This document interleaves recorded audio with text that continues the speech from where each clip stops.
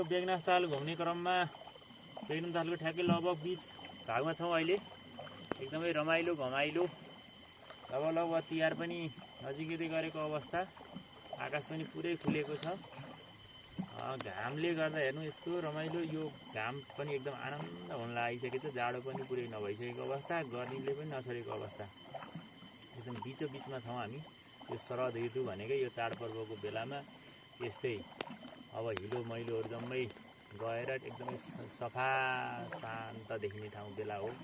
त्यही भएर यही बेलामा चाडपर्वहरू पनि सबै चाडपर्वहरू, हाम्रो नेपालको चाडपर्वहरू यही फेरिमा पर्ने गर्छ यो शरद ऋतुमा। एकदमै रमाइलो छ आज। ओहो, बेगनास ताल यसरी घुम्न त आइएको थियो, तर यसरी डुङ्गामा चाहिँ पहिलोपटक हामी यसरी घुमिएको छ। यो संयोग पनि भन्नुपर्छ। हामी घुम्न पाइएकोमा एकदमै खुसी पनि छौँ। यो संयोगले, भाग्य संयोगले जोडा त्यो पारिपट्टि गएपछि त्यो बेगनास लेक भनेर लेखेको एउटा त्यो पुरा पोइन्ट रहेछ। त्यहाँ पोइन्टमा गएर फोटोसोटो खिच्ने पोइन्ट हो जस्तो लाग्छ। तैपनि यहाँबाट पनि एकदमै राम्रो देख्दो रहेछ। यस्तो नजिक पुग्यो भने हामी अर्को पटक फेरि अर्को क्लिप ल्याउँला।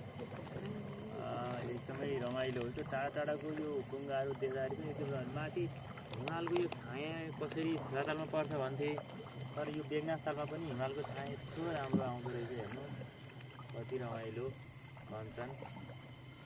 धन्यवाद।